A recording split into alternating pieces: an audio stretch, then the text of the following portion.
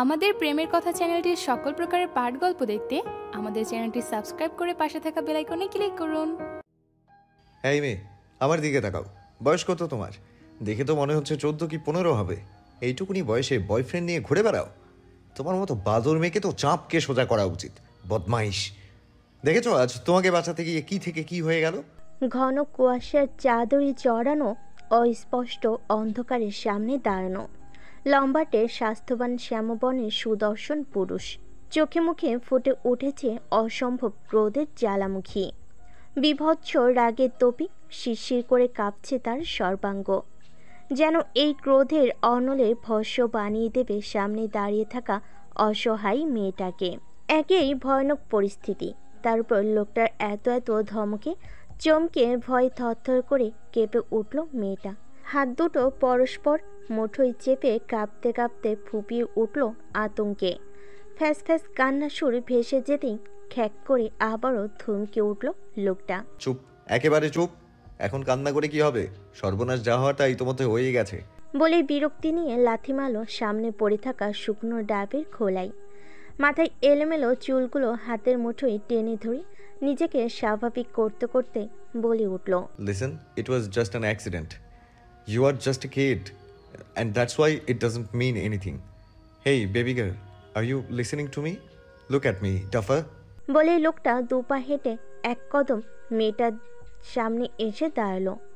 লম্বা ঘাড়খানা বাঁকিয়ে ওর লতানো সরু দেহের কাছাকাছি এনে ক্ষুব্ধ চোখের রুক্ষ নিটোল দৃষ্টিখানা রাখলো তার অশ্রুসিক্ত নয়নে। দুর্বল রোগাটে দেহের হাড় বার করা কাঁধখানা খাবল মেরে ধরল নিজের বিশাল হাতের মুঠোয়। লালচে চোখের ভয়ানক দৃষ্টিতে তাকিয়ে বলে উঠল, শোনো মেয়ে, আজ যা কিছু হলো এই সব ঘটনাগুলো আজকের পর থেকে একদম ভুলে যাবে। ভুল করেও কখনো কল্পনাতেও আনবে না কোনোদিন, মনে থাকবে? বাচ্চা মেয়েটা প্রচণ্ড ভয়ে থরথর করে কাঁপতে লাগলো। লোকটার ভাঁজ ফেলা ভ্রুদয়ের নিচে জ্বলন্ত লাল টকটকে অক্ষি জোড়া দেখে জবাবে মুখ ফুটে কিছু বলতে যাবে, বুঝতে পারল কথা আটকে গেছে গলায়। কণ্ঠনালী বুঝে গেছে প্রচণ্ড উত্তেজনায়। লোকটা আবারও মেয়েটার কাঁধ ঝাঁকিয়ে হিংস্র বাঘের মতো গর্জন করে বলে উঠল, কি হলো বলো, মনে থাকবে? মেয়েটা ঠোঁট দুটো নেড়ে কথা বলার আপ্রাণ চেষ্টা করলো, কিন্তু কিছুই বলতে পারল না। কষ্টে কাতর হয়ে ইশারায় অনেক অনেক কিছু বোঝাতে চাইল, কিন্তু তাও পারল না। লোকটা বিরক্তি দিতে হিসিয়ে উঠল। অতঃপর কাল বিলম্ব না করে অসহায় মেয়েটাকে ধাক্কা দিয়ে ফেলে দিল ঘন অরণ্যের ভেজা স্যাঁতসেঁতে মাটিতে। দেখতে দেখতে চোখের আড়ালে হারিয়ে গেল ঘন জঙ্গলের মাঝে।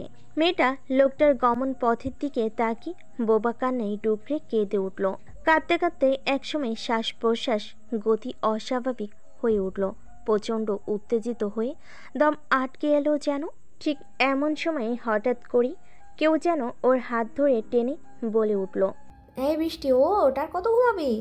মায়ের তীক্ষ্ণ কণ্ঠস্বরখানা কানের পর্দা ভেদ করে মস্তিষ্কে পৌঁছানো মাত্রই তড়িৎ গতিতে কেঁপে উঠল শ্রাবণী। মস্তিষ্কের নিরণগুলোর মধ্যে তখনও সেই ঘন বনানীর ঘোর কান্তার ছেয়ে। এদিকে মেয়ে উঠছে না দেখে আবারও ঝাঁজ তুলে চেঁচিয়ে উঠল শশী, এই বৃষ্টি, কেউ উঠবি না? আমার হয়েছে যত জ্বালা। ঢিঙ্গি মেয়ে একটা, সারা দিনে একটা কুটো ছিঁড়ে দুটো করে না। আজ বাদে কাল পরের ঘরে গেলে তারা কি এই লাট সাহেবীকে হজম করবে? ঠিক কথায় কথায় আমার নামে যা নাতা শোনাবে। সকাল সকাল মায়ের ঝাঁঝালো কর্কশ কণ্ঠস্বর শোনা মাত্রই শ্রাবণীর চেতনার উন্মেষ হলো। ঘুমের রেশ কেটে গিয়ে স্বপ্নের অবাস্তব জগৎ থেকে একটু একটু করে বাইরে বেরিয়ে আসতে লাগলো তার মস্তিষ্ক। এইদিকে শশী গলার স্বর চড়িয়ে বকবক করতে লাগলো, আর রাগের চোটে দাপিয়ে বেড়াতে লাগলো ঘরের এ মাথা ও মাথা, ধূপধাপ শব্দ তুলে। শ্রাবণী মায়ের চিৎকার সহ্য করতে না পেয়ে বালিশ চাপা দিল কানের উপর। উফ, এই মাও না প্রতিদিন সকাল হতে না হতেই তার ভাঙ্গা রেডিও বাজাতে শুরু করে দেয়। ধুর, এইচএস এক্সাম শেষ হবার পর থেকেই শশীর অত্যাচার বেড়ে গেছে। কোথায় একটু বেলা পর্যন্ত মেয়েটা ঘুমাবি তা না, সকাল সকাল শুরু করে দেয়। বিরক্তি দিতে চোখ মুখ কুঁচকে বিছানায় উঠে বসলো শশী। গলা বাড়িয়ে মায়ের উদ্দেশ্যে বলে উঠল, উফ মা, থামো এবার, আমি উঠে গেছি। বলেই ঢুলতে লাগলো। তার এখনও ঘুমের রেশ কাটেনি, এখনও চোখ দুটো ঘুমে ভেঙে আসছে, কিন্তু উপায় নেই, উঠতেই হবে। কারণ শশী আজ চরম গরম মুডে, ফুল এনার্জি নিয়ে সমানে বকে চলেছে। শ্রাবণী শশীর এত বকা শুনে ফুস করে একটা দীর্ঘশ্বাস ছাড়ল, তারপর ধপাস করে নীলজ্জের মতো আবারও শুয়ে পড়ল বিছানায়।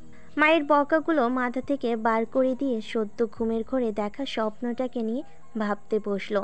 জীবনের এক অসমাপ্ত অধ্যায় যেন আটকা পড়ে আছে তমা আচ্ছন্ন অতীতের গভীর সমুদ্রে। সেই তমাশার চাদর সরিয়ে কখনো কি ভোর আসবে? কখনো কি জানা হবে এই কঠিন যন্ত্রণার মুক্তি কোথায় গেলে মিলবে? নাকি সারা জীবন এভাবেই রয়ে যাবে দুঃস্বপ্ন হয়ে? কি জানি।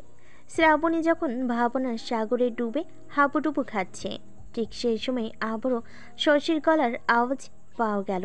শ্রাবণী মায়ের গলা শুনে সামনে তাকাতেই হতভম্ব বনে গেল। খোলা দরজার ফাঁক দিয়ে দেখতে পেল খুন্তি হাতে চোখ পাকিয়ে ধেয়ে আসছে শশী। গলায় তার প্রচণ্ড ঝাঁজ। ফাজিল মেয়ে, এবার যদি না উঠেছিস তাহলে তোর পিঠে এক্ষুনি আস্ত চেলা কাঠ ভাঙবো আমি। অসভ্য মেয়ে কোথাকার। আর একটু পর বাড়িতে লোকজন আসবে, আর এই নবাবজাদি এখনও পড়ে পড়ে ঘুমাচ্ছে। আমি কোনো দিকে যে যাব কেউ একটু যদি বলে দাও। ঘর গোছাবো নাকি রান্না করব? এই ঢিঙ্গি মেয়েটা যদি একটু বুঝতো আমার কষ্ট। মায়ের প্যাচ প্যাচানি কথাই এবার ফাইনালি বিছান ছেড়ে উঠল শশী। ধূর চাই, কে না কে আসবে, তার জন্য ওনার যত আয়োজন। অস্বস্তি আর একগাদা বিরক্তি নিয়েই লেগে পড়ল কাজে। সময়টা তখন রোদ ঝলমলে দুপুর। চৈত্রের বাতাসে বেশ উষ্ণতা অনুভব হচ্ছে। গা জ্বালানো গরমটাও এখনো পড়েনি। পাহাড়ের এ সময় ততটাও গরম পড়ে না, তবে বেশ কয়েকদিন ধরে টানা রোদ বাতাসের দাব বাড়িয়ে দিয়েছে। বাতাসে জলীয় বাষ্প শুষে নিয়ে দাবাদাহ ছাড়ার প্রস্তুতি নিচ্ছে। শ্রাবণী খানিক বাদে আবারও শশীর মুখ ঝামটা খেয়ে স্যালাড কাটতে বসেছে। ওকে দেখে মিটিমিটি করে হাসছে ফাল্গুনী। শ্রাবণী ফাল্গুনির হাসি মাখা মুখখানা দেখে রাগে ফুঁসে উঠল। হাতের ছুরিখানা শশায় গেঁথে ডান হাতের তর্জনীখানা উঁচু করে ঝাঁঝালো গলেই বলে উঠল, এটা কিন্তু ঠিক না দি। আমি মরছি আমার জ্বালায়, আর তুমি আমার কষ্ট দেখে মজা নিচ্ছ। ফাল্গুনী কেটে রাখা শশার টুকরোগুলো থেকে একটা তুলে কামড় দিতে দিতে বলল, তুইও তো আমার বেলায় এমন করে দাঁত বার করে করে মজা নিয়েছিলি তখন। এবার নিজের বেলায় দেখ ঠিক কেমন লাগে। বলে কচর মচর শব্দ করে শশা চিবুতে লাগলো। শ্রাবণীর এবার খুব কান্না পেল। চলো চলো চোখে তাকালো ফাল্গুনির দিকে। আলতো করে শ্রাবণীর ডান হাতটা ধরে ঠোঁট উল্টে আদুরে গলেই বলল, প্লিজ দি, মাকে একটু বোঝাও না। আমি এই মুহূর্তে বিয়ে করতে চাই না। আমি আরও পড়াশোনা করতে চাই, নিজের পায়ে দাঁড়াতে চাই, পাখির মতো ডানা মেলে আকাশে উঠতে চাই। প্লিজ দি। ফাল্গুনির এবার সত্যি খুব খারাপ লাগলো। ইস, কতটুকুই বা আর বয়স মেয়েটার। এই তো সেদিন 18 বছর পুরে 19-এ পা রাখলো ছোট্ট চঞ্চল মেয়েটা। কেমন সমস্যায় পড়তে হয়েছে কাকু কাকিমাকে যে এইটুকুনি মেয়েটার বিয়ে দিতে উঠে পড়ে লেগেছে। চিন্তায় মগ্ন হয়ে তাকালো শ্রাবণীর মায়াভরা গোলগাল মুখের দিকে। মেয়েটা ডাগর ডাগর চোখে তাকিয়ে আছে অজস্র আশা নিয়ে। তার দৃঢ় বিশ্বাস দিয়ে নিশ্চয়ই কিছু একটা উপায় বার করবে। বিয়ের পর পড়াশোনাও করতে পারবে, আর পাখির মতো ডানা মেলে উঠতেও পারবে। তেমন ঘরেই তোমার বিয়ে দেওয়া হচ্ছে, বুঝেছো? শশীর কথা শুনে চমকে শ্রাবণী আর ফাল্গুনী পেছন ফিরে তাকালো। এবার আর নিজের কান্না ঠেকাতে পারল না শ্রাবণী। শব্দ করেই কেঁদে ফেলল মেয়েটা। ফাল্গুনী থামাতে গিয়েও পারল না। শ্রাবণী মুখে ওড়না চাপা দিয়ে দৌড়ে চলে গেল নিজের ঘরে। ফাল্গুনী শশীর দিকে তাকালো, দেখলো পেছন ঘুরে নিজের মতো করে কাজ করছে সে। অবাক হলো ফাল্গুনী শশীর গাছাড়া ভাব দেখে। আদরের একমাত্র মেয়েটা যে এভাবে কষ্ট পেয়ে চলে গেল, তাতে যেন কোনো ভ্রুক্ষেপ নেই মানুষটার। ফাল্গুনী শশীর এই শান্ত হয়ে থাকাটা মেনে নিতে পারল না। হেঁটে এসে দাঁড়ালো শশীর পাশে। শশী তখন গরম তেলে বেগুন ভাজার প্রস্তুতি নিতে ব্যস্ত। ফাল্গুনী কিছুক্ষণ চুপ হয়ে দাঁড়িয়ে থাকার পর আস্তে ধীরেই বলল, মানে কাকিমা, বলছিলাম কি, বৃষ্টির যখন এই মুহূর্তে বিয়েতে মত নেই, তাহলে কটা দিন অপেক্ষা করা যেত না? শশী গরম তেলে ব্যাটার মাখানো বেগুনগুলো ছাড়তে ছাড়তে আনমনে বলে উঠল, অপেক্ষাটাই তো করতে পারবো না রে মা, হাতে যে সময় বড্ড কম। সময় কম মানে? চমকে উঠল শশী। বুঝতে পারল আনমনে ভুলে মনের কথাটা মুখ ফসকে বেরিয়ে গেছে। সাথে সাথে মনে মনে জিহ্বা কাটল সে। ওদিকে ফাল্গুনি ভোর কুচকে শশীর দিকে কথাটা শুনে বেশ বিস্ময় নিয়ে প্রশ্ন করল, সময় বড্ড কম কেন কাকিমা? কিছু কি হয়েছে? ফাল্গুনিকে পুলিশের মতো জেরা করতে দেখে শশী নিজেকে স্বাভাবিক করল। উঁচু গলায় বলে উঠল, কি আর হবে, সময় যে দৌড়াচ্ছে সেদিকে কি কারো খেয়াল আছে? ওদিকে ছেলের বাড়ির লোকজন চলে এলো বলে তোর কাকু ওনাদের দুপুরের খাওয়ার নিমন্ত্রণ করেছিলেন। এসে যদি দেখেন মেয়ে কাঁদছে, আমার রান্না শেষ হয়নি, কি ভাববেন বলতো? ফাল্গুনি শশীর কথাই বেশ থতমত খেল। খারাপও লাগলো শ্রাবণীর জন্য। সামনে দাঁড়ানো আদরের কাকিমাকে তার পাষাণ মনে হলো। মেয়েটা কাঁদছে, অথচ দেখো তার মনে কোনো অনুতাপ নেই। সে নিজের মতো করে পাত্রপক্ষের খাবার রান্নায় ব্যস্ত। শশী বেগুনি ভাজতে ভাজতে এক পলক তাকালো ফাল্গুনির দিকে। মেয়েটার চোখে মুখে অন্ধকার ভাব দেখে বলে উঠল, কিরে, কিছু বলবি? বলছিলাম কি কাকিমা, বৃষ্টি তো এখনো অনেক ছোট, সবে মাত্র এইচএস এক্সাম শেষ করে উঠলো, রেজাল্টও তো এখনো বেরই হয়নি। এত তাড়াতাড়ি বিয়ে না দিলে হতো না? শোন, দেখতে আসলেই তো বিয়ে হয়ে যাচ্ছে না? তাছাড়া মেয়ে সন্তান বড় হলে বাবা মায়ের চিন্তা হয়ই বই কি। তাই বলে এত ছোট বয়সে? শশী ফাল্গুনির কথাই ওর মুখের দিকে তাকালো, মাথায় হাত বুলিয়ে বলল, মারে, কখনকার জীবনে কি হয়ে যায় বলা কি যায় বল? তোর কাকু তাই চায় তাড়াতাড়ি মেয়েটাকে পাত্রস্থ করে নিশ্চিত হতে। জানা মা, ওই খেপিটাকে একটু গুছিয়ে রেডি করে দে, ওনারা চলে এলোই বলে। বলতে বলতেই বাড়ির বাইরে গাড়ির হর্ন বেজে উঠল। শশী গ্যাসের আঁচ বন্ধ করে মাথার শাড়ির আঁচলটা টেনে তড়িঘড়ি করে ছুটে গেল দরজায়। পড়ন্ত বিকেল, ঝিরিঝিরি হাওয়া বইছে চারিদিকে। দূরে বুক টান টান করে দাঁড়িয়ে থাকা পাহাড়টার দিকে তাকিয়ে জানালার পাশে দাঁড়িয়ে শ্রাবণী। তখনই শশী পনইকে নিয়ে শ্রাবণীর ঘরে প্রবেশ করল। শ্রাবণী তা দেখে শাড়ির আঁচলটা গায়ে টেনে জড়সড় হয়ে দাঁড়ালো। শশী পনইয়ের দিকে তাকিয়ে মৃদু হেসে বলে উঠল, প্রণয়, তোমরা তো এখনো একে অপরের সাথে কথা বলার তেমন সুযোগ পাওনি। নাও একটু কথা বলে নাও, আমি একটু আসছি। বলে শশী চলে যেতে নিলে পনই পেছন থেকে ডেকে উঠল, আন্টি একটু ব্ল্যাক কফি হবে চিনি ছাড়া? আসলে আমার হেভি লাঞ্চ করার পর কফি না হলে চলে না। কেউ নয়, বসো, আমি আছি। শ্রাবণী মায়ের দিকে অবাক চোখে এতক্ষণ তাকিয়েছিল, কিন্তু শশী একবারও তাকায়নি ওর দিকে। হঠাৎ করে মায়ের এমন দোরেখা ব্যবহারে শ্রাবণীর অভিমানের পরিমাণ বেড়েই চলল। রাগী দুঃখে মরে যেতে ইচ্ছে হলো খুব করে। শ্রাবণীর ভাবনার মাঝে ধ্যান ভাঙল প্রণয়ের কণ্ঠে। Nice room. শ্রাবণী চমকে তাকালো লোকটার দিকে। সে সময় বসা ঘরে যেতেই এই লোকের মা কীভাবে মুখে হাত বুলিয়ে বুলিয়ে কথা বলছিল, মাঝে মাঝে বৌমাও ডাকছিল। ইস, ছি, কি যে অদ্ভুত লাগছিল শুনতে, তা বলার বাইরে। এই লোকটাও কেমন যেন অদ্ভুতভাবে তাকিয়েছিল তার দিকে। অস্বস্তি বোধ হচ্ছিল খুব, কিন্তু উঠে আসতে পারছিল না।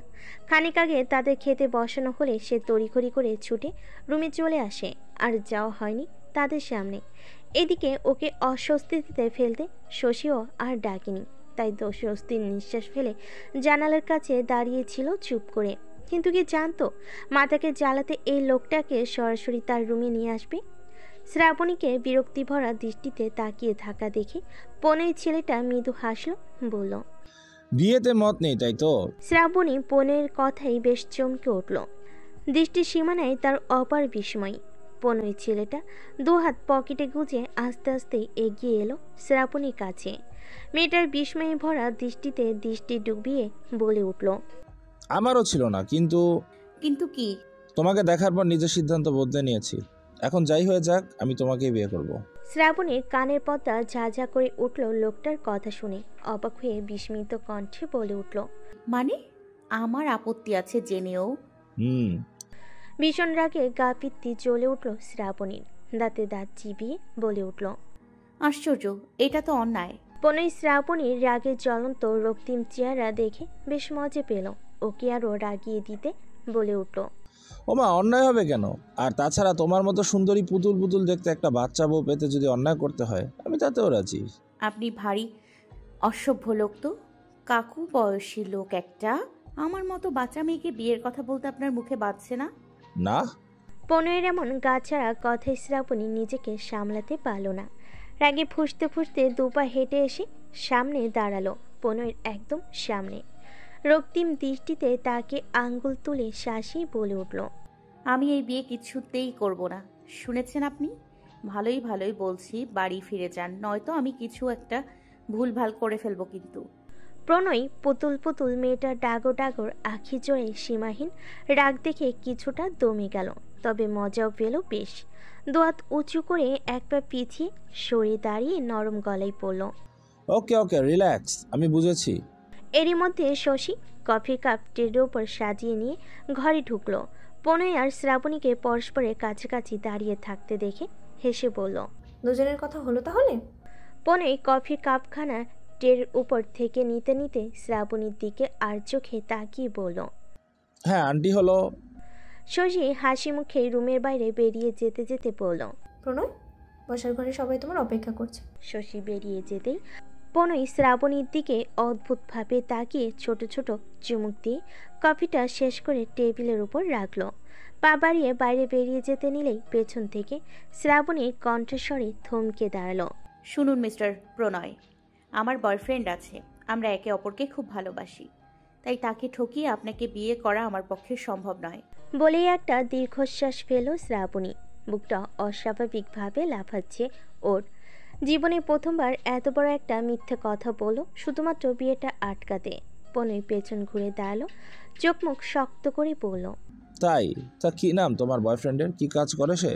প্রণয়ের এমন থমথমে চেহারা দেখে শ্রাবণী বুঝলো ওষুধে কাজ করেছে। বলল, আপনাকে কেন বলবো? তোমার ক্লাসমেট নাকি? বলবো না। শ্রাবণীর কথা শুনে এবার প্রণয় দুহাত পকেটে গুজে ঠোঁট ছাড়িয়ে হাসলো, বলল, নাইস জোক। ইস, কি কিউট মিথ্যে ছিল। I like it. বিয়ের পর আমি অফিস থেকে ফিরলে রোজ এরকম জোক শোনাবে, ঠিক আছে? শ্রাবণী হতভম্ব হয়ে গেল প্রণয়ের কথা শুনে। রাগে আবারও জ্বলে উঠল শরীর। ধুর, লোকটা ভীষণ চালাক, কিভাবে যেন মিথ্যা কথাগুলো ধরে ফেলেছে। দাঁত দিয়ে নখ খুঁড়তে খুঁড়তে মনে মনে ফোনটি আটতে লাগলো। এবার কি করা যায় ভেবে ঠিক তখনই হুট করে সকালের স্বপ্নটা মনে পড়ে গেল শ্রাবণীর। সাথে সাথেই ওর হৃদয় গহীনে অন্তরস্থলে কেউ যেন ফিসফিস করে বলে উঠল, পাপ কাজ করিস না শ্রাবণী, হিন্দু ঘরের মেয়েদের কিন্তু একবারই বিয়ে হয়। শ্রাবণী নিজের মনে ঘরে হাতটাতেই পুরনো স্মৃতিগুলো ভেসে উঠল চোখের সামনে। সে 4 বছর আগের ধোয়াটে মলিন স্মৃতি, যা আজও দুঃস্বপ্নের মতো তাড়া করে বেড়ায় তাকে প্রতিদিন। সেই শ্যামবর্ণ চেহারা, সেই ধালো দৃষ্টি, সেই রাগী কণ্ঠে ছোড়া কিছু কঠিন শব্দবান নির্দয় পাষাণ। সেই পুরুষটা বাস্তবে না এসেও প্রতিদিন তার কল্পনায় আসে, তাকে শাসিয়ে বলে যায়, এই মেয়ে, শুনছো? আজকের এই অনাকাঙ্ক্ষিত ঘটনাটা কোনো দিনও দুঃস্বপ্নেও কল্পনাতে আনবে না। অথচ কি আশ্চর্য, সে একই ঘটনা প্রায় রোজই তার ঘুমের ঘরে দুঃস্বপ্ন হয়ে আসে, তাকে রাত জাগতে বাধ্য করে, তাকে অজান্তেই কাঁদায়। শ্রাবণী কাতর দীর্ঘশ্বাস ফেলে নিজেকে সামলালো। প্রণয়ের দিকে তাকিয়ে কণ্ঠে দৃঢ়তা এনে বলল, আমি কোনো জোক বলিনি মিস্টার প্রণয়, যা সত্যি তাই বলেছি। আমার সত্যি বয়ফ্রেন্ড আছে, এখন বিশ্বাস করা না করা আপনার ব্যাপার। শ্রাবণীর আত্মবিশ্বাসী কণ্ঠ শুনে আবারও চোখমুখ শক্ত হলো প্রণয়ের। ফর্সা মুখে চৌকস আদলে ফুটে উঠল ভয়াবহ ক্রোধ। প্রচণ্ড রাগে কপালের রগ ফুলে উঠল। তীক্ষ্ণ দৃষ্টিতে শ্রাবণীকে একবার ভালো করে দেখে নিয়ে গটগট পায়ে হেঁটে বেরিয়ে এলো বাইরে বসার ঘরে। আর এক মুহূর্ত দাঁড়ালো না সেখানে। ঠিক তার মিনিট 10 পর গাড়ির শব্দ শুনতে পেল শ্রাবণী। সাথে সাথে নিশ্চিত হলো ওই অস্বস্তিকর অতিথিগুলো বাড়ি থেকে বিদায় নিয়েছে। সময়টা শেষ বিকেল। দুপুরে জবরদস্ত ভাত ঘুমটা ভেঙে পার্টির ছেলেদের সাথে আগামী ইলেকশনের প্রস্তুতি সম্পর্কে আলোচনা করতে সদ্য চায়ের কাপ হাতে নিয়ে বসেছিল পরিতোষ সমাদ্দার। চোখে মুখে তখন তার ঘুমের রেশ। এরোর কথার মাঝে মধ্যে হুহা করতেছেন আর মাঝে সাঝে হাই তুলছেন। এমন সময় বাইকের শব্দ শোনা গেল। তার মিনিট 10 মাথায় হন্তদন্ত হয়ে ভেতরে ঢুকলো ঘেন্টু। চোখে মুখে ভয়ানক উত্তেজনা ছড়িয়ে পড়ল। ও জ্যাঠামশাই, তাড়াতাড়ি চলো, বাজারে বিশাল মারামারি লেগেছে। ঘেন্টুর কাছে মারামারি খবর শুনে তিনি বিরক্ত হয়ে তাকালেন। শুরুত করে এক চুমুক গরম চা গিলে নিয়ে বলেন, কার সাথে কার মারামারি লাগলো আবার? নিশ্চয়ই চেরাগ দত্তের ছেলেরা গন্ডগোল পাকিয়েছে। আমাদের ছেলেদের গায়ে হাত দিয়েছে নাকি? না জ্যাঠামশাই, আমাদের ছেলেদের গায়ে কেউ হাত দেয়নি, বরং রেয়াক দত্তের ছেলেরা কোথা থেকে একটা বাইরের ছেলে এসে মেরে তক্তা বানাচ্ছে। সে কি দৃশ্য!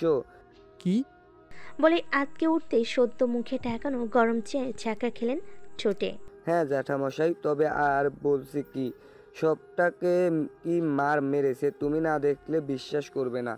ওদিকে মারামারির খবর পেয়ে রেয়াক দত্তের পুরো গ্যাং হাজির হয়েছে বুড়িতলার বাজারে, সাথে গ্রামের লোকজন তো আছেই। বাপরে বাপ, তাড়াতাড়ি চলো, না হলে ওদিকে তুলকালাম কাণ্ড বেঁধে যাবে। পরিতোষ সমাতার তড়িঘড়ি চায়ের কাপখানা টেবিলে রেখে গলা ছেড়ে ডেকে উঠলেন। বোম। বাড়ির ভেতর থেকে ফিরতে সাড়া দিয়ে জবাব এলো, হ্যাঁ বাবা। তাড়াতাড়ি আয় তো বাপ, ওদিকে কাণ্ড ঘটে গেছে মনে হচ্ছে। বাবার কথা শুনে হন্তদন্ত হয়ে ছুটে বেরিয়ে এলো ভোম্বল। শুধালো, কেন, কি হয়েছে? চোখে মুখে বিভ্রান্তি ছড়িয়ে পরিতোষ সমাতার বললেন, কি হয়েছে সেটা পরে বলছি, আগে তুই আমার সাথে আয়। বুড়িতলার বাজারে মানুষজনের থই থই, যেন জনজোয়ার নেমেছে চতুর্দিকে। তার মাঝে ইয়া বড় লম্বা একখানা বাস সাথে নিয়ে দাঁড়িয়ে বিশালাকায় এক শ্যামলা যুবক পিঠ ঘুরিয়ে দাঁড়িয়ে আছে বাজারের মাঝখানে। রাগে হিংস্র বাঘের মতো ফুঁসতে ফুঁসতে হাতের বাঁশখানা অভিনব কায়দায় লাঠিয়ালদের মতো বনবন করে ঘোরাচ্ছে। গায়ে ধূসর রঙের শার্টখানা পেশিবহুল সুললিত দেহের সাথে ঘামে ভিজে এঁটে বসেছে। চোখ মুখ দিয়ে ছুটছে বিধ্বংসী আগুন। আর তারই সামনে ধুলোর মধ্যে গড়ছে জনা পাঁচে গ্রামেরই বখাটে, মূলত রাজনীতির ছত্রছায়ে বেড়ে ওঠা আগাছা যাকে বলে। প্রত্যেকের অবস্থা এই মুহূর্তে ভীষণ শঙ্কিন। হাত পা কেটে নাক মুখ ফেটে রক্ত ঝরছে অঝরে। তার খানিকটা দূরে সদ্য নির্বাচিত শাসক দলের ব্লক সভাপতি চেরাগ দত্ত আর তার ছেলে প্রতাপ দত্ত দাঁড়িয়ে। তাদেরও চোখ মুখ দিয়ে ক্রোধের আগুন ছুটছে। আর তাদের ঘিরে আশেপাশে জড়ো হয়েছে গোটা এলাকার মানুষ। ঠিক তখনই হন্তদন্ত হয়ে সেথায় পৌঁছালেন পরিতোষ সমাদ্দার। ভিড় ঠেলে ভোম্বলও ঢুকলো বাবার পিছু পিছু। পরিতোষ সমাদ্দার ঘটনাস্থলে পৌঁছে সামনে তাকাতেই আদমরা ছেলেদের দেখে বিস্ময়ে আটকে উঠলেন। আরও বেশি বিস্মিত হলেন পাথর কোদা শরীরের এক যুবককে রণমূর্তিতে দাঁড়িয়ে থাকতে দেখে, যাকে দেখে চেরাকের পোশাক কুত্তাগুলো কাছে এগুতো ভয় পাচ্ছে। ভোম্বলেরও এই মুহূর্তে একই অবস্থা। একবার আহত ছেলেগুলোকে দেখছে তো আরেকবার পিঠ ঘুরিয়ে দাঁড়িয়ে থাকা মারকুটো যুবকটাকে। ঠিক তখনই ভেসে এলো যুবকের বজ্র কঠিন কণ্ঠস্বর, আর কার কার জানার ইচ্ছা আছে আমার সম্পর্কে? যুবকের হুঙ্কার শুনে বড্ড আত্মসম্মানে লাগলো চেরাগ দত্তের। সদ্য নির্বাচিত ব্লক সভাপতি, সে শাসক দলের, অথচ তার ক্ষমতার উপর গরম দেখায় এই ছাড়া তার এলাকায় এসেই তারই ছেলেদের গায়ে হাত তোলে।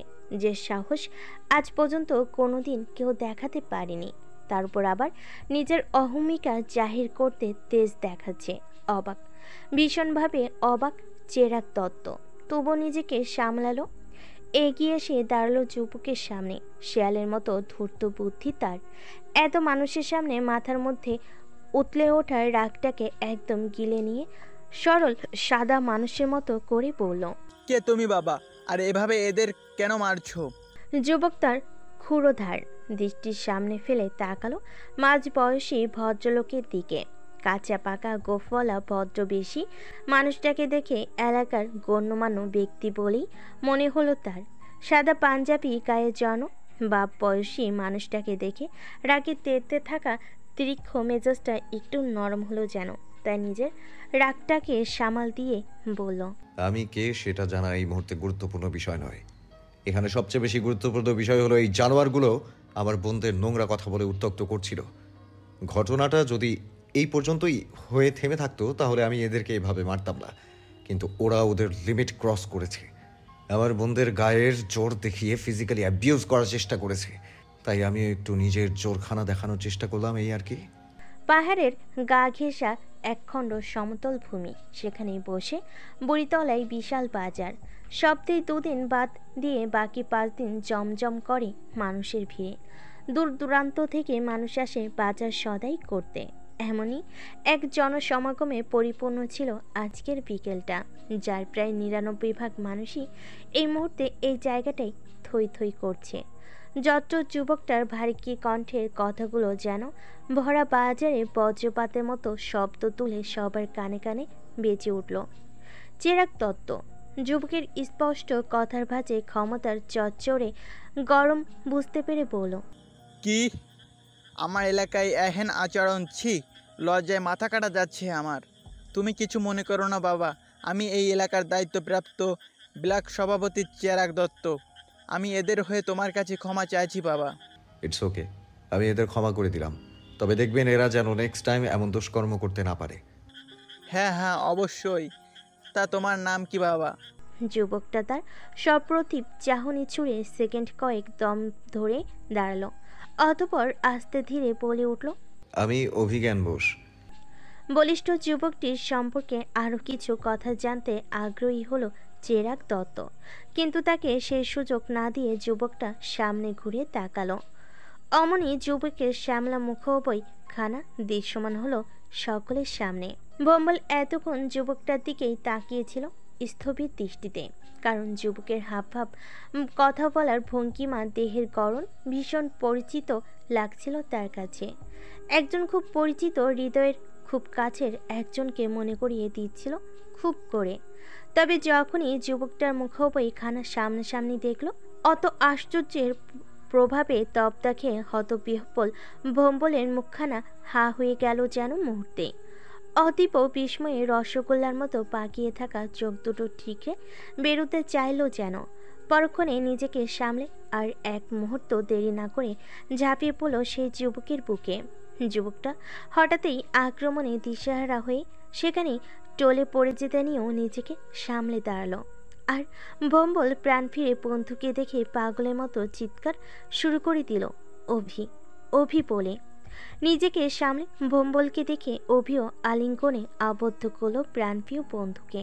ততক্ষণে সেখানে হাজির লম্বা চওড়া সুটাম দেহি আরও 3 যুবক। কিরে শালা, আমাদেরকে কি ভুলে গেলি নাকি? আরেক পরিচিত কণ্ঠ কানে আসতে চমকে উঠল ভম্বল। তড়িঘড়ি করে অভির থেকে সরে পেছন ঘুরে তাকিয়ে যেন আবারও অবাকের শিখরে পৌঁছালো ভম্বলের বিস্ময়।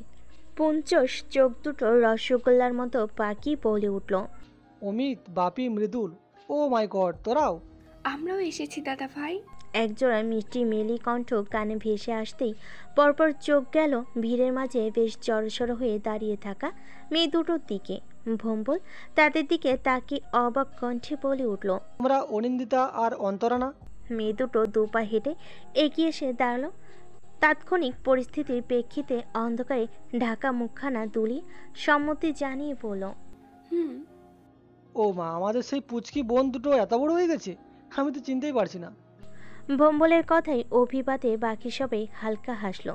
এতক্ষণ ধরে পরিতোষ সমাতার ঘটনাস্থলে দাঁড়িয়ে গোটা ঘটনাটা স্বচক্ষে দেখার পর যা বুঝলেন তা হলো এরাই তার ছেলে, সেই বদমাইশ বন্ধুর দল, যাদের পাল্লায় পড়ে তার বোকাশোকা ছেলেটা পুরুষ মানুষ হয়ে বাড়ি ফিরেছে। যাই হোক, তিনিও সহর্ষে এগিয়ে এলেন তাদের সামনে।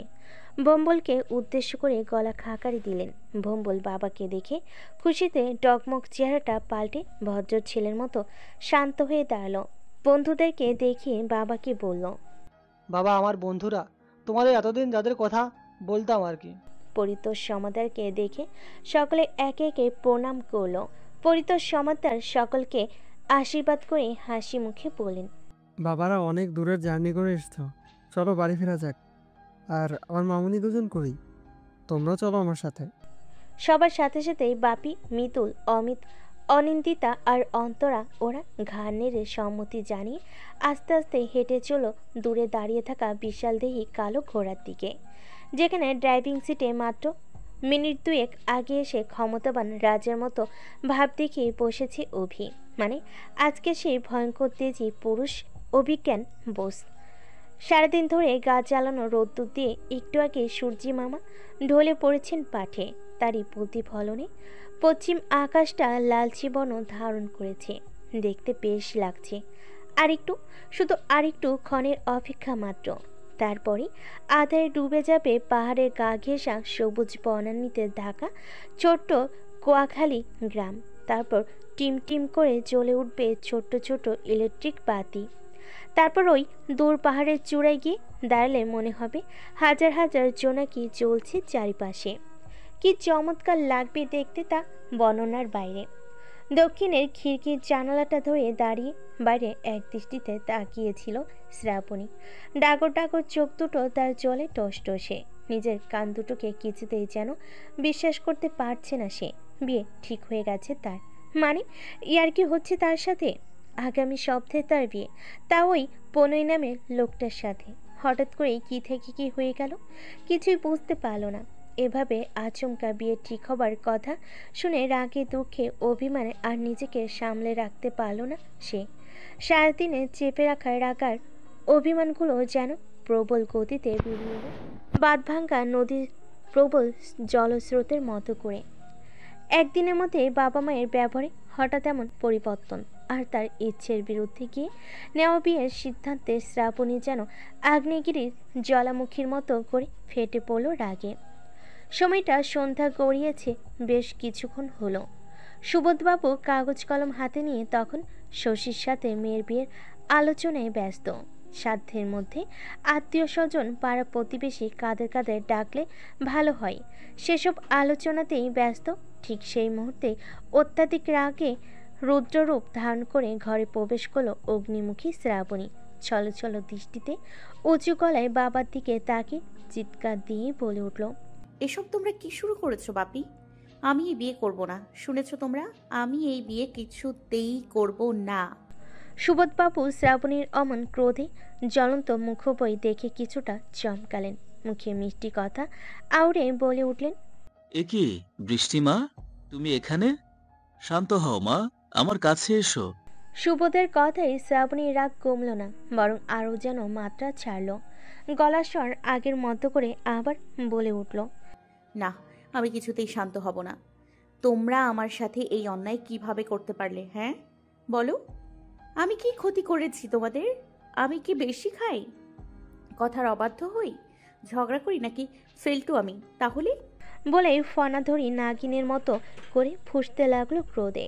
সুবোধবাবু মেয়ের রাগের চোট দেখে থমকালেন। তাকে ঠান্ডা করতে হাত ধরে টেনে নিচের পাশে বসিয়ে মাথায় আদরে হাত বুলিয়ে দিতে দিতে বলেন, শান্ত হও মা, আমি তোমাকে বলেছি না মেয়েদের এত রাগ করতে নেই।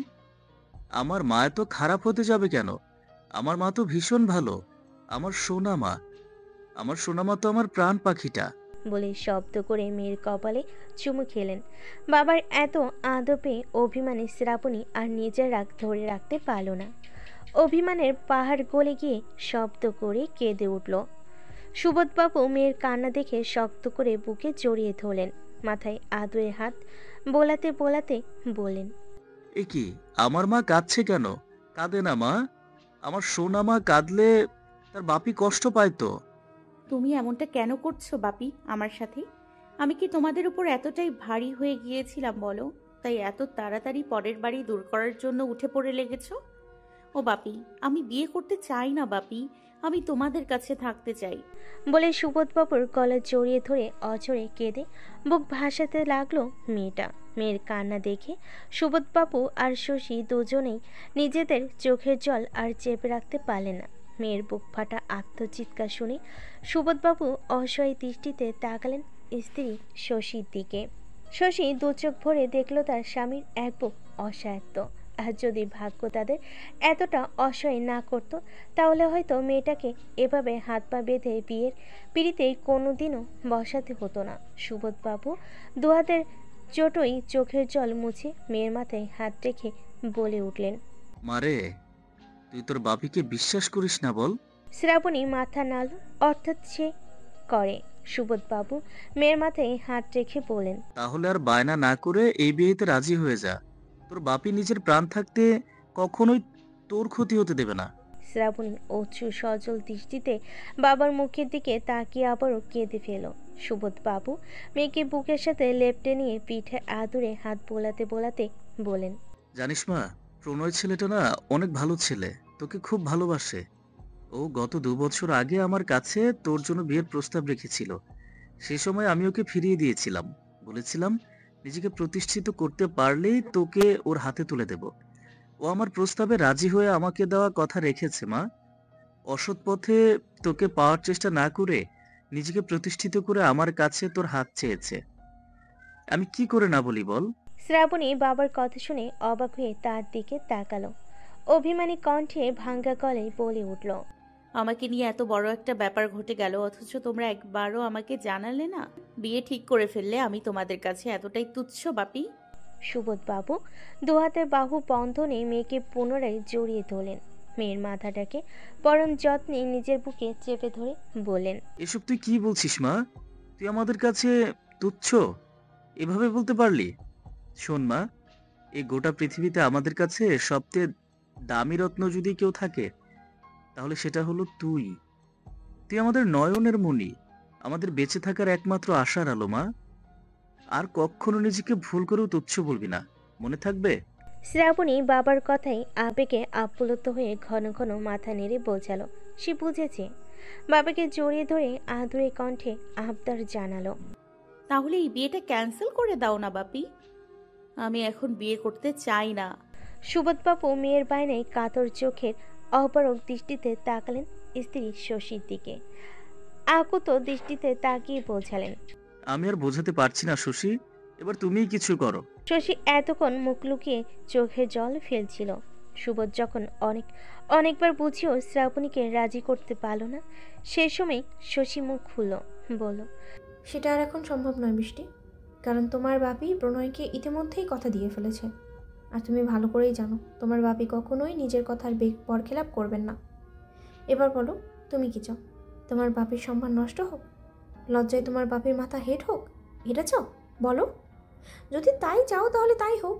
এতে যদি তোমার বাপি অপমানিত হয়ে উল্টোপাল্টা কোনো স্টেপ নিয়ে নেয় তাহলে তার সমস্ত দায়ভার কিন্তু তোমার উপরেই বর্তাবে।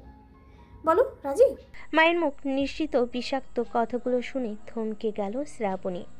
জল যে এতদূর গড়িয়ে গেছে তার অজান্তে ভাবতেই বুকের ভেতরটা জ্বলে পড়ে উঠল মেয়েটার। আস্তে আস্তে ধীরে ধীরে বাবার দিকে মুখটা তুলে এক পলক তাকালো অভিমানে ভরা অসহায় দৃষ্টিতে। সুবোধবাবু মেয়ের অমন দৃষ্টি দেখে সাথে সাথেই মুখ ঘুরিয়ে নিলেন অন্যদিকে।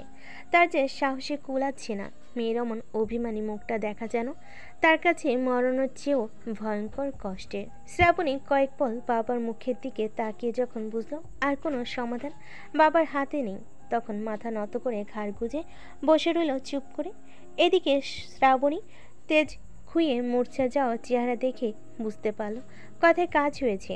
সাথে সাথেই গম্ভীর কণ্ঠে বলে উঠল, যাও নিজের ঘরে গিয়ে রেস্ট নাও, আর 5 দিন পর প্রণয়ের সাথে তোমার বিয়ে। শ্রাবণী মায়ের কথাটা শুনল কিন্তু জবাবে কোনো উত্তর দিল না।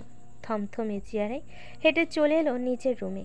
শুধু যাওয়ার সময় টেবিলের উপর রাখা কাচের ফুলদানিটাকে সজোরে ছুঁড়ে মারল ঘরের কোণে। মূর্তিটা ভেঙে কাচের টুকরোগুলো ছড়িয়ে ছিটিয়ে পড়ল সেখানেই। কাজ ভাঙার আওয়াজ শুনে সুবোধ আর শশী দুজনেই কেঁপে উঠল মৃদু কম্পনে। তাদের আর বুঝতে বাকি নেই এই শব্দ কাজ ভাঙার নয়, বরং এই শব্দ জানান দিচ্ছে তাদের আদরের মেয়েটার সাথে তাদের হৃদয়ের সম্পর্ক ভাঙার। শ্রাবণীর আগে ফুসতে ফুসতে ঘরে ঢুকতেই হাতের মুঠোফোনটা শব্দ করে বেজে উঠল। তাকিয়ে দেখল অপরিচিত নাম্বার থেকে 2টো বার্তা এসেছে। সেগুলো খুলতেই বুঝতে পারল এগুলো প্রণয়ের পাঠানো। কাল কেনাকাটা করতে যাওয়ার জন্য তৈরি থাকতে বলেছে লোকটা। কথা বার্তাগুলো পড়ে বুক ফেটে কান্না পেল শ্রাবণীর। ঘরের দরজা শব্দ করে আটকে দিয়ে বালিশে মুখ গুজে কেঁদে উঠল হামা করে। আজকের আগে এত অসহায় তার কোনোদিনও মনে হয়নি নিজেকে। একদিকে বাবার প্রতি দায়িত্ব, অন্যদিকে ধর্ম সংকট। কোন দিকে যাবে মেয়েটা? কাঁদতে কাঁদতে বিছানা থেকে উঠে এসে আয়নার সামনে দাঁড়ালো শ্রাবণী। বাম পাশে সিঁথি করা মাথার চুলগুলো সরিয়ে মাঝ বরাবর সিঁথি বার করলো। সেখানে সিঁথির মাঝ বরাবর চকচক করে উঠল এক বিন্দু লাল রঙের সিঁদুর। যে স্মৃতিতে ইতিমধ্যে একজন তার নামে সিঁদুর রাঙিয়ে দিয়েছে বিগত 4 বছর আগে, সেই স্মৃতিতেই অন্য আরেকজনের নামে সিঁদুর সে পড়বে কিভাবে? মুখে হাত চাপা দিয়ে হাঁটুকে বসে পড়ল ফ্লোরে। বুক ফাটা কান্নায় ভেঙে ডুকরে কেঁদে উঠল মেয়েটা। মনে মনে হাজার হাজার বার হাত জোর করে ঈশ্বরের কাছে বলতে লাগলো, হে আল্লাহ, আমাকে উপায় বলে দাও। আমি কিছুতেই পাপ কাজ করতে পারবো না। একজনকে মনের সবটুকু দিয়ে স্বামী হিসেবে এতগুলো বছর ধরে মেনে এসেছি, আজ কোনোভাবেই আরেকজনকে তার জায়গায় বসাতে পারবো না, কিছুতেই না। হে পরম দয়াময় আল্লাহ, হয় উপায় বলে দাও, না হলে এই যন্ত্রণা থেকে চিরমুক্তি দাও। প্রাসাদপম বিশাল দোতলা বাড়ির লোহার ফটকের সামনে ঘর ঘর শব্দ তুলে এসে দাঁড়ালো বিশালাকায় শরীরের দানবীয় যন্ত্রযান খানা স্করপিও S11। তার কয়েক হাত আগে একদম ফটকের গা ঘেঁষে দাঁড়িয়ে একটা সেকেলে মডেলের রংচটা সাদা ট্যাক্সি। ভম্বল ট্যাক্সির দরজা খুলে তড়িঘড়ি বেরিয়ে দারোয়ানের উদ্দেশ্যে গলা হাঁকালো, ও ছোটু, দরজা খোল। ভম্বলের ডাক কানে যেতেই 18 কি 19 বছরের একটা বাচ্চা ছেলে দৌড়ে ছুটে এসে তড়িঘড়ি করে গেটের খিল খুলে দিল। অমনি সাথে সাথে একে একে বিশাল বাড়ির প্রাঙ্গণে এসে থামল সেই যন্ত্রযান দুটো। বাড়িতে পৌঁছেই পরিতোষ সমাদার ট্যাক্সির দরজা খুলে বাইরে বেরিয়ে এসে দাঁড়ালেন। ততক্ষণে কালো দানব সদৃশ স্করপিওর দরজা খুলে অভিবাদে বেরিয়ে এসেছে সকলে। বাপি অমিত মৃদুল আগে নামলো, আর পেছন পেছন নামলো অনিন্দিতা। তারপরে সুন্দর মার্জিত সলকা ঘিয়ে রঙের সালোয়ার কামিজ, সাদাতে ঘিয়ে মিশলের ওড়নাখানা বাম কাঁধে রাখা, চোখে তার পাওয়ার চশমা। টুকটুকে ফর্সা সুন্দরী মেয়েটার সম্পূর্ণ মুখোবই জুড়ে শান্তশিষ্ট আবহাওয়া বিরাজ করছে যেন। তার পেছন পেছন নামলো ড্যানিম জিন্স আর পার্সিয়ান গ্রিন কালারের লং ক্রুপটপ পরা অন্তরা। ঘড়ি ধরে তার ঠিক 1 মিনিট পর আস্তে ধীরে বেরিয়ে এলো সেই সুঠাম শক্ত সমর্থ লৌহ কঠিন দেহটা, যে নিজেই নিজের পরিচয় খানিক আগে গোটা এলাকাবাসীর কাছে দিয়ে এসেছে। এসো বাবা মায়েরা, ভেতরে এসো বলে সাদর সম্ভাষণ জানিয়ে বাড়ির ভেতর সকলকে নিয়ে চলেন পরিতোষ সমাদ্দার, আর তাকে অনুসরণ করে এক একে এগিয়ে চলল সেদিকে। পরিতোষ সমাদ্দাররা হলেন 3 ভাই, পরিতোষ সমাদ্দার, পরাগ সমাদ্দার আর প্রকাশ সমাদ্দার। ভাইয়ের যৌথ সংসার, যৌথ ব্যবসা, আবার রাজনীতিও করে 3 জনে একসাথে এক দলে। তিনি হলেন ভাইদের মধ্যে বড়, পরাগ মেজ আর প্রকাশ ছোট। পরিতোষ সমাদ্দার অতিথিদেরকে সাথে নিয়ে বাড়ির বিশাল বারান্দা পেরিয়ে বসার ঘরে প্রবেশ করলেন। পরিতোষ সমাদ্দার সবাইকে বসার ঘরে সোফাগুলো দেখিয়ে বলেন, বাবারা তোমরা বসো, মামুনিরা তোমরাও বসো। তারপর ঘাড় বাঁকিয়ে খানিক দূরে দাঁড়ানো একটা বাচ্চা মেয়ের দিকে তাকিয়ে বলে উঠলেন, চৈতি, যা তো মা, তোর জেঠি কাকিদের একটু ডেকে নিয়ে আয় তো। চৈতি ভোগ করে ছুট লাগালো সামনের দিকে। ভম্বল ততক্ষণে বন্ধুদের সাথে করে আনা ছোটোখাটো ব্যাকপ্যাকগুলো ছোট্টর সাথে নিয়ে বসার ঘরে পৌঁছেছে। পরিতোষ সমাদ্দারের কথায় অমিত, বাপি, মৃদুল, অনিন্দিতা আর অন্তরা সকলে চুপ করে বসলো সোফায় গিয়ে। চৈতি বাড়ি ভর্তি অতিথিদের আসার খবর পৌঁছে দিতে চিলের মতো দৌড়ে গিয়ে রান্নাঘরে ঢুকলো। পেট চেপে হাঁপাতে হাঁপাতে চিকন সুরেলা কণ্ঠে বলে উঠল, বড় মা শুনছো? তাড়াতাড়ি চলো, জেঠুমণি এক্ষুনি সবাইকে বসার ঘরে যেতে বলেছে। বিশাল রান্নাঘরের ভেতরে তখন রাতের রান্নার আয়োজন চলছে। বাড়ির কাজে মেয়ে দুজন বসে বসে কাঁচা সবজি কাটছিল, আর তার পাশের চেয়ারে বসে বসে এটা ওটা নিয়ে গল্প করছিল এবারে 3 বউ, নীলিমা, পূর্ণিমা আর সুলতা। চৈতিরমন কণ্ঠ শুনে 3 জনে একযোগে তার দিকে তাকালো। চৈতি আবারও বলল, কি হলো, তাড়াতাড়ি চলো, বাড়িতে দাদা ভাইয়ের মতো দেখতে অনেকগুলো লোক এসেছে, জেঠুমণি তোমাদের সবাইকে ডাকছেন। সুলতা আর পূর্ণিমা নীলিমার দিকে বিস্ময় ভরা দৃষ্টিতে তাকালো। বড়ুতে ভাঁজ তুলে নীলিমা শুধালো, কারা এসেছে কিছু জানিস? করা এসেছে তা জানি না, তবে জেঠুমণি এক্ষুনি তোমাদের যেতে বলেছেন, তোমরা তাড়াতাড়ি এসো, আমি ওপরে গেলাম। বলে আবারও ছুট লাগালো সে।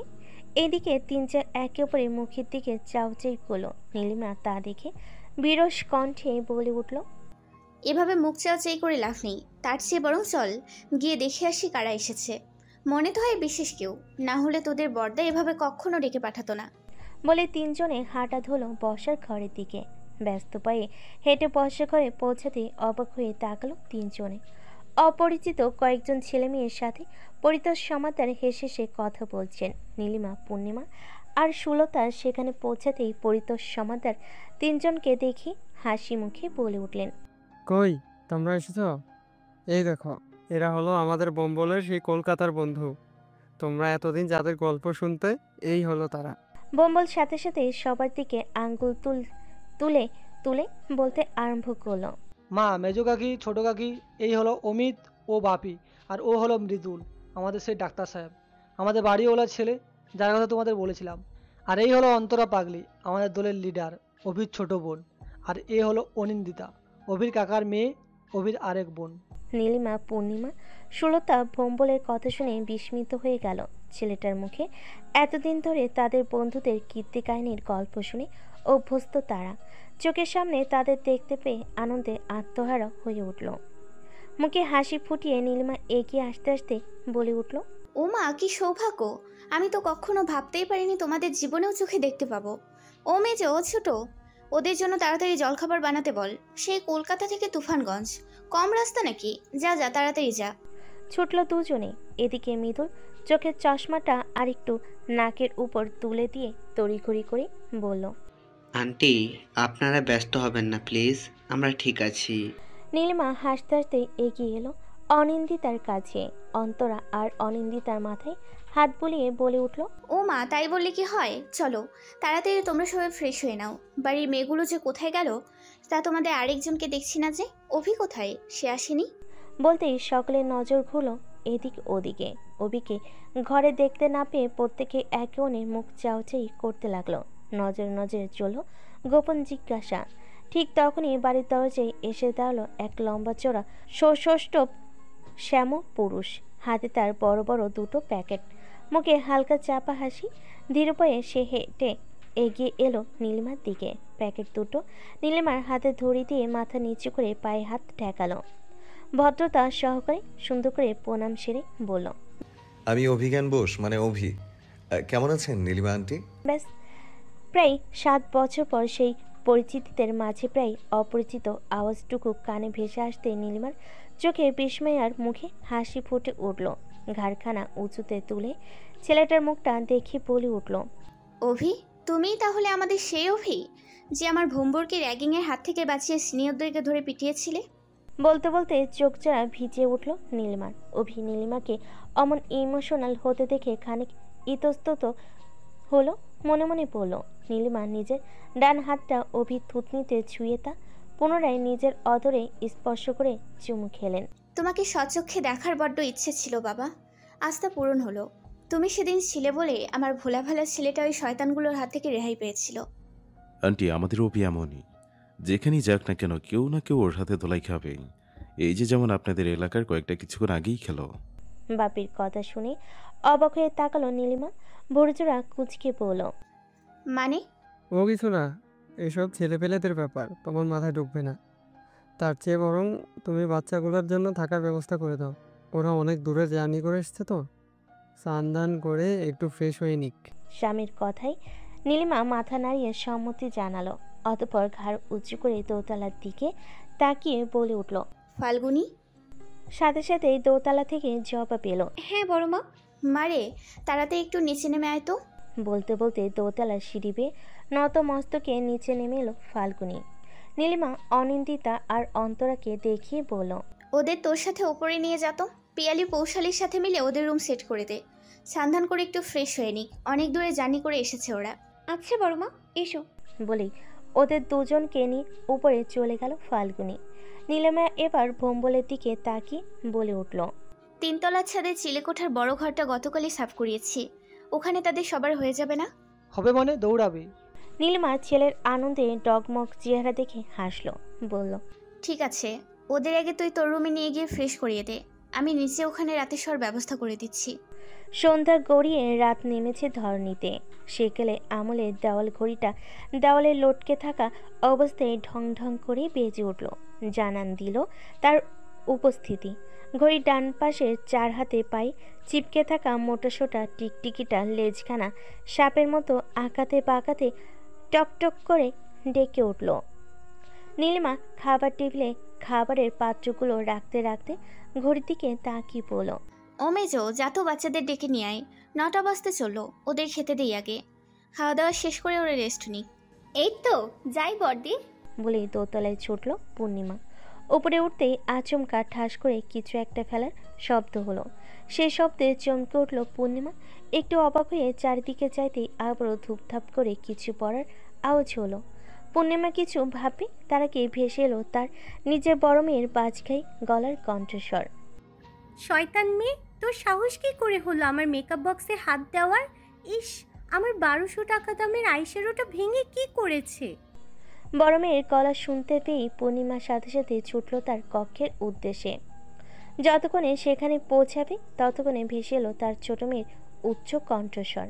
এই শাকচুনি মহিলা, তুই শয়তান বলি কাকে রে? হ্যাঁ, আমি বললাম না আমি তোর পচা আইশ্যাডো মোটেও ভাঙিনি, ওটা আগের থেকেই ভাঙা ছিল। এখন তুই আমাকে জবাব দে, তুই কোন সাহসে তুই আমার নতুন লিপস্টিকটা বাগানে ফেললি? যে সাহসে তুই আমার মেকআপ বক্স আমার অনুমতি ছাড়াই হাত দিয়েছিলি, ঠিক সেই সাহসে। তাই নাকি? ঠিক আছে, এবার তোকে আমি ভালো করে আমার সাহস দেখাবো, দাঁড়া। বলে এগোতে নিলে ঠিক সেই মুহূর্তে কক্ষের দরজা ঠেলে ভেতরে ঢুকলো পূর্ণিমা। এলোমেলো কক্ষের মাঝে রণরঙ্গিনী রূপধারী নিজের 2 কন্যাকে দেখে ভরকে গেল সে।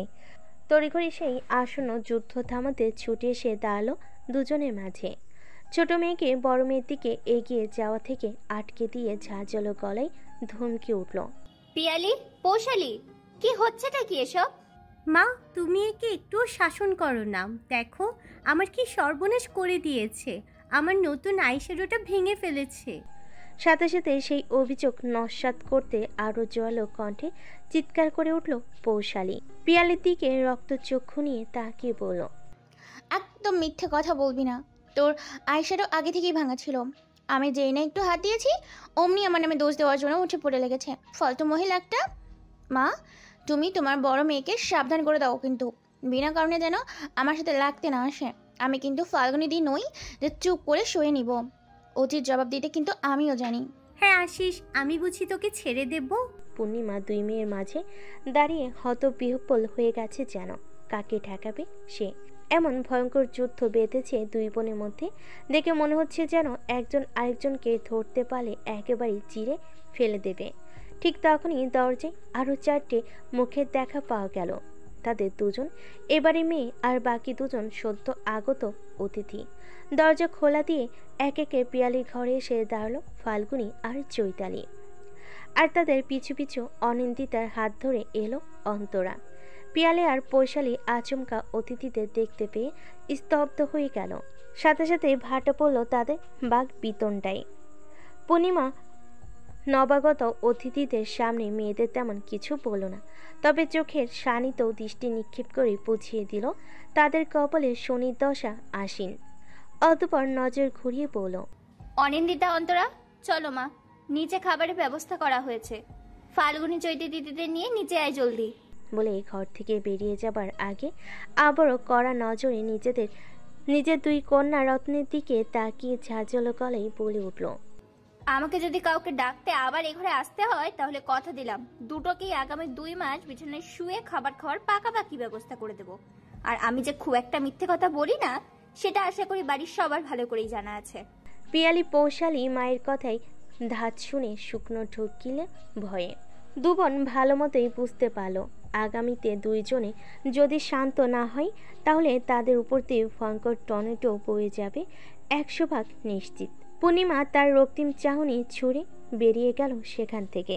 চলে যেতেই ফাল্গুনি অন্তরার হাত ধরে অনিন্দিতার দিকে তাকিয়ে মিষ্টি হেসে বলল, চলে যাওয়া যাক, তাড়াতাড়ি খেয়ে আবার উপরে আসতে হবে। সারা রাত ধরে গল্প করবো, ঠিক আছে? সারা মেয়ে মানুষ মানেই হলো জীবন্ত দুমুখো সাপ, তাদের শুধু ভোগে বাড়ায়, ভালোবাসায় নয়। বলেই একতাল কুণ্ডলি পাকানো ধোয়া বাতাসে ওড়ালো অভি। ঠোঁটের ফাঁকে সাদা সিগারেটখানা অবলীলায় জ্বলছে ধিক ধিক করে। সাদা সাথে টপ দুটো বাটন খোলা। খোলা চাঁদের হুড়ে হুড়ে পাহাড়ি ঠান্ডা বাতাস ছুঁয়ে আসছে চারিপাশ থেকে, কাটা ধরাচ্ছে পশমে। আই এগ্রি উইথ ইউ বন্ধু, কথাটা 100% সত্য। নারী মানেই প্রবঞ্চক, যার কাজই হলো এক পুরুষের মন নিয়ে খেলা করে আর এক পুরুষের ধন দেখে বিছানায় শুয়ে পড়ে। তুই আবার এটার অন্য কোনো মানে বের করিস না, কিন্তু ধন মানে কিন্তু পয়সা, বুঝলি? কথাগুলো শুনে অভি দাঁত খিচে তীক্ষ্ণ চোখে তাকালো। হাতের ধারে থাকা ফুলের টপ থেকে ছোট্ট একতলা মাটি তুলে হুট করে ছুঁড়ে মারল বাপির দিকে। দাঁতে দাঁত চিপিয়ে একখানা কাঁচা খিস্তি দিয়ে বলে উঠল, সারা হারামি, তোর পচা নর্দমার মতো গন্ধওয়ালা মুখখানা এক্ষুনি বন্ধ কর, নয়তো এক্ষুনি মেরে তোর ধন আর ওইটার ডিফারেন্স বিশ্লেষণ করা বার করে দেবো কিন্তু। বাপি আঙ্গুলে চেপে রাখা সিগারেটের শেষ টান দিয়ে খিক খিক করে হেসে উঠল। বাতাসে ধোয়া উড়িয়ে এক দৃষ্টিতে চেয়ে রইল ওই মেঘমুক্ত পরিষ্কার আকাশে। আচমকা অমিত কোলবালিশের উপর গায়ে এলিয়ে শুয়ে পড়ে বলে উঠল, গতকাল তনুজা আমাকে কল করেছিল। তনুজা নাম শুনতে বাপি, ভম্বল আর মৃদুলের চোখগুলো চকচক করে উঠল। বাপি হাতের সিগারেটখানা দূরে ছুঁড়ে ফেলে দিয়ে তড়িঘড়ি করে অমিতের দিকে ঘুরে বসল। মনে মনে ভীষণ আগ্রহ নিয়ে বলে উঠল, তনুজা, হঠাৎ এতগুলো বছর পর ফোন, কিন্তু কেন? অভির ব্যাপারে জানতে। অমিতের কথা শুনতেই হঠাৎ করে পরিবেশটা কেমন যেন গুমট হয়ে গেল মুহূর্তে। মৃদুল ফোনে সদ্য হাসপাতাল থেকে আসা মেলখানা চেক করছিল। তড়িঘড়ি সেই সাইড বাটন চেপে বন্ধ করে দিয়ে বলল, হঠাৎ অভির ব্যাপারে তার এত আগ্রহ কারণ কি? বাপি হঠাৎ ফিক করে হেসে উঠল। আপচা আধারে বড্ড বাজে লাগলো সেই হাসি দেখতে। সে বলল, ওই যে বললাম না, ধন থেকে শুয়ে পড়ার কথা, তনুজার অবস্থাও তাই, বুঝলি? Change the topic or I will leave this venue. অভির কথাগুলো শোনা মাত্রই একযোগে মুখে কুলুপ আটল সকলে। ঠিক তখনই সিঁড়িতে কারোর হেঁটে আসার আওয়াজ কানে ভেসে এলো। সাথে সাথে প্রত্যেকে নিজেকে পরিপাটি করে নিল মুহূর্তে। অভিও নিজের হাতে সিগারেটখানা ছুঁড়ে ফেল দূর ছাদের কোণায়। ঠিক তখনই সেই বিকেলে দেখা ছোট্ট নামের সেই ছেলেটা এসে হাজির হলো সেখানে। ভোম্বলের দিকে তাকিয়ে বলল, খেতে ডাকছে সবাইকে। ছোট্ট মাথা নেড়ে সাই জানিয়ে চলে যেতেই ভোম্বল প্যান্ট ছেড়ে উঠে দাঁড়ালো। অভিরা সবাই এক এক করে খাবারের ঘরে উপস্থিত হতেই পরিতোষ সমাদার দারুণ ভঙ্গিতে হেসে ফেললেন। অভিদের দিকে তাকিয়ে বলেন, এসো এসো বাবারা, বসো, তোমাদের সাথে আমার গোটা পরিবারের পরিচয়টা করিয়ে দিই। বলে নিজেই ছোট্ট দু ভাইয়ের দিকে তাকিয়ে বলেন, এই হলো আমার মেজো ভাই পরাগ, আর ও হলো ছোট ভাই প্রকাশ। আর নীলিমাকে তো দেখেছই। তোমার নীলিমা আন্টির ডান পাশে দাঁড়িয়ে আছে আমাদের সমানদার বাড়ির মেজো বউ পরাগের সহধর্মিনী পূর্ণিমা, আর আর ওই যে তার দুই কন্যারত্ন পিয়ালি আর পৌশালী। পিয়ালি আর পৌশালীর দিকে সকলে তাকাতেই দুই বোন হাত জোর করে প্রণাম জানালো। পরিতোষ সমাদার আবার বলেন, পিয়ালি এবার মাস্টার্স ডিগ্রিতে কলকাতায় ভর্তি হয়েছে, আর পৌশালী সদ্য হায়ার সেকেন্ডারি পরীক্ষা দিয়ে উঠল। পরিতোষ সমাদার এবার নীলিমার বাম পাশে ইশারা করে দেখিয়ে বলল, তোমাদের নীলিমা আন্টির বাম পাশের জন হলো এবারে ছোট বউ প্রকাশের সহধর্মিনী সুলতা, আর ওই যে তাদের দুই কন্যারত্ন ফাল্গুনী আর চৈতালি। ফাল্গুনীকে তো তখনই দেখলে, ওর এবছর মাস্টার শেষ হয়েছে, আগামী অক্টোবরে ওর বিয়ে। চৈতালিকেও তোমরা খানিক আগে দেখেছ, আমার আদরের চৈতিমা, ও এবার ক্লাস 9-এ উঠল। গোটা পরিবারের সাথে পরিচয় পর্ব শেষ হতে নীলিমা ব্যস্ত হয়ে পড়ল। তড়িঘড়ি করে বলে উঠল, হয়েছে, এত ঘটা করে সবার পরিচয় করাতে হবে না। দেখি সরো, বাচ্চাগুলোর খিদে পেয়েছে। অভি, বাপি, অমিত, মৃদুল, এসো বাবা, খাবার খাবে, এসো। কই অনিন্দিতা, অন্তরা, এসো এসো বসো। ভোম্বল, তুইও চৌতি আর পৌশালীকে নিয়ে বসে পড়। ফাল্গুনী আর পিয়ালিকে দেখে ওদের উদ্দেশ্যে বলে উঠল, তোরা দুজন একটু রান্নাঘরে আয় তো, কাজ আছে এদিকে। বলে খাবার গোছাতে শুরু করে দিলেন। ফাল্গুনী আর পিয়ালি দুজন আস্তে আস্তে হেঁটে এগিয়ে চল রান্নাঘরের দিকে। তারা দুজনেই অবগত রান্নাঘরে আসলেই কোনো কাজ নেই, কিন্তু এতগুলো বাইরের জোয়ান ছেলেদের সামনে তাদের থাকার অনুমতি নেই। এটা এবারে কড়া শাসন বলতে গেলে। তাই তো বিকেলে বাড়িতে এত হইহুল্লোড় হওয়া সত্ত্বেও নিজেদের ঘর থেকে বের হওয়ার সাহস হয়নি কারণ। বাড়ির বড়দের ধারণা কখন কি হয়ে যায় নজরে আড়ালে বলা যায়। তখন সবেমাত্র খাবারের মেন পর্ব চুকি শেষ পর্বে অবস্থান করছে। সুলতা হাতে ধরা ট্রেতে করে বাটিতে সাজিয়ে খাঁটি দুধের ক্ষীর নিয়ে এলো সকলের জন্য। একখানা বাটি তুলে অভির দিকে বাড়িয়ে ধরতে অভি নানা করে উঠল, বলল, আন্টি প্লিজ আমাকে দুধের জিনিস দেবেন না, আমার গরুর দুধে অ্যালার্জি আছে।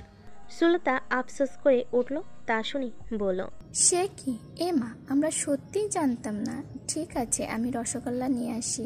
না আন্টি, আমি মিষ্টি একেবারেই খাই না, এমনিতেও আমার হয়ে গেছে, আমি উঠছি। বলে চেয়ার ছেড়ে উঠে দাঁড়ালো। এতক্ষণ রান্নাঘরে দরজার পাশে আড়ালে দাঁড়িয়ে এক দৃষ্টিতে সবাইকে দেখছিল পিয়ালি। ফাল্গুনি ওর মাথায় টোকা দিতে চমকে উঠল সে, বলল, উফ ফাল্গুনি দি, তুমি? আমি তো ভয় পেয়ে গেছিলাম। এখানে এইভাবে দাঁড়িয়ে কি দেখছিস তুই? বড়মার কিংবা মেজমার চোখে পড়লে কি হবে ভেবেছিস একবারও? পিয়ালি ফাল্গুনির কাছে ধরা পড়ে আস্তে ধীরে দরজার কাছ থেকে সরে দাঁড়ালো। ঠিক তখনই ফাল্গুনি মুঠোফোনখানা শব্দ করে বেজে উঠল। ফাল্গুনি ফোনখানা সামনে তুলতে দেখতে পেল স্ক্রিনে বৃষ্টি নামটা ভাসছে। মুখে প্রসন্ন হাসি ফুটিয়ে কলটা রিসিভ করতেই ও পাশ থেকে শশী চিৎকার করে কান্নার শব্দ ভেসে এলো কানে। ফাল্গুনি রে, তাড়াতাড়ি আয় মা, আমার বৃষ্টি, আমার বৃষ্টি। ফাল্গুনি হক চকিয়ে উঠল তাতে, তড়িঘড়ি করে ব্যস্ত হয়ে বলে উঠল, কাকি কি হয়েছে? এভাবে কাঁদছো কেন? কি হয়েছে বৃষ্টির? ফাল্গুনি প্রশ্নে শশী যে জবাব দিল তাতে যেন তার পায়ের তলার মাটিতে ভূমিকম্প অনুভব হলো। মুহু চোখ দুটো বেরিয়ে এলো বিস্ফোরিত হয়ে। হতবুদ্ধির মতো মেয়েটা চিৎকার করে বলে উঠল, কি? সাথে সাথেই খাবার ঘরে সবাই ফাল্গুনি এমন চিৎকারে হতচকিত হয়ে গেল। নীলিমা, সুলতা, পূর্ণিমা একে অপরের মুখ চাওয়াচাই করে দুপায়ে হেঁটে এগিয়ে এলো রান্নাঘরের ভেতর। ফাল্গুনির দিকে তাকিয়ে মেয়েটার মুখ পেয়ে আতঙ্কের অভিব্যক্তি দেখে নীলিমা ছুটে এসে দাঁড়ালো তার কাছে। মাথায় গালে হাত বুলিয়ে দিতে দিতে বলল, কি হয়েছে মা? ওভাবে চেঁচালি কেন? ফাল্গুনি জড় বস্তুর মতো অনুভূতিহীন দৃষ্টিতে নীলিমার দিকে তাকিয়ে কাঁপা কাঁপা গলেই বলে উঠল, বড় মা, বৃষ্টি সুসাইড করেছে বলে মুখে হাত চাপা দিয়ে হামা করে কেঁদে উঠল। ওদিকে এ খবর শোনা মাত্রই পূর্ণিমার সুলতা কেঁপে উঠে জড়িয়ে ধরল একে অপরকে।